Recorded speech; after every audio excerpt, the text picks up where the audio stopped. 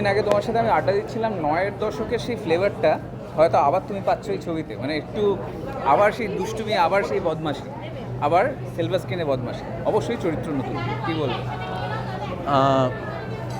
আমি ওই সময়টার যে ছবিগুলো খেয়াল করতে পারি মিঠুনদার সাথে পরপর, অর্জুন দার সাথেই ছবি, হ্যাঁ 10-11টা যে ছবি হয়েছে, মানে এটা আমি বলবো দেবের আর আগের সময়টা। মিঠুনদার সাথে 10-11টা ছবি হয়েছে, তারপর দেবের সাথে ওরকমই হয়েছে। কিন্তু মিঠুনদার সাথে যে ছবিটা হতো সেটাতে একেবারেই কোট আনকোট ভিলেন থাকতো। দেবের সাথে যে ছবিগুলো হতো সেগুলো বেশিরভাগই মানে শ্বশুরের চরিত্রে অভিনয় করতাম, কাজেই সেটা তুলনামূলকভাবে একটু বদলে গেছিলো।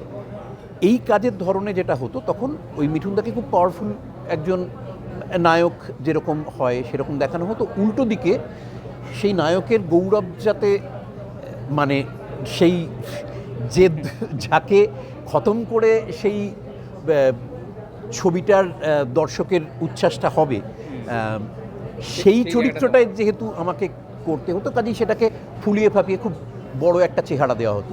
বহুদিন বাদে আবার এই ছবিটায় সেই নিশ্চয়ই খুব লার্জার দেন লাইফ একটা জায়গা থেকে করা হতো।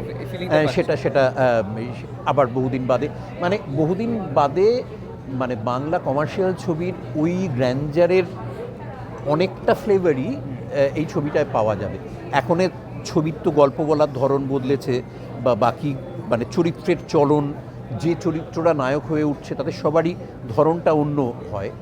এটাই কিন্তু ওই নতুন করে প্রতিকৃত খুব চমৎকার ডিরেক্টর একজন, মানে সবাই তার কাজ দেখেছে, আধুনিকভাবেই বলা, কিন্তু ওই গল্পের ওই মজাগুলোকে, ওই আইকনগুলোকে ও চমৎকারভাবে ব্যবহার করে গেছে। আমার ধারণা প্রত্যেক দর্শকেরই, যারা বাংলা ছবি দেখতে আসবেন বা যারা শাস্ত্রী দেখতে পছন্দ করবেন, বাঁচবেন এটা দেখার জন্যে, তাদের খুব ভালো লাগবে। একটা প্রশ্ন যেটা বাস্তবে এখন বর্তমানে খুব বেশি চলছে আর খুব বেশি মানুষের মনের মধ্যে জায়গা করেছে, একটা হলো এই আরজিকর কাণ্ড, অন্যদিকে টলিউডে থ্রেড কালচার। এই দুটো সব মিলিয়ে সিনেমার দুনিয়ায় হয়তো মানে সব ইকোনমির বিভিন্ন জায়গায় এফেক্টেড হয়েছে। সিনেমা তো কি সেই মনে হচ্ছে সেই এফেক্ট অনেক ডেফিনেটলি হয়েছে।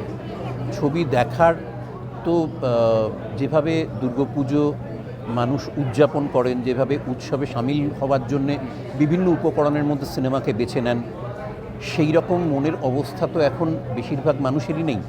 ইনফ্যাক্ট আমরা যে অ্যাপ্রোচ করছি, এই যে প্রমোশনে আসছি, খুব কুণ্ঠিত লাগছে, লজ্জিত লাগছে।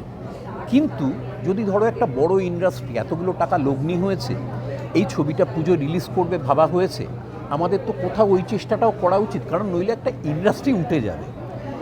কাজেই সেই ক্ষেত্রে এই সমস্ত কিছুর পাশে দাঁড়িয়ে সমস্ত কিছু সম্বন্ধে সহানুভূতি সম্পন্ন হয়েও বলবো যে আমার বারবারই একটা জিনিস মনে হয়েছিল যে এই সময়টায় যখন নাকি স্বাভাবিকভাবেই মানুষের সিনেমা হলে যাবার মানসিকতা নেই, তখনও বাংলা ছবিগুলো মার খাওয়া সত্ত্বেও একটি হিন্দি ছবি খুব ভালো বিজনেস করেছে।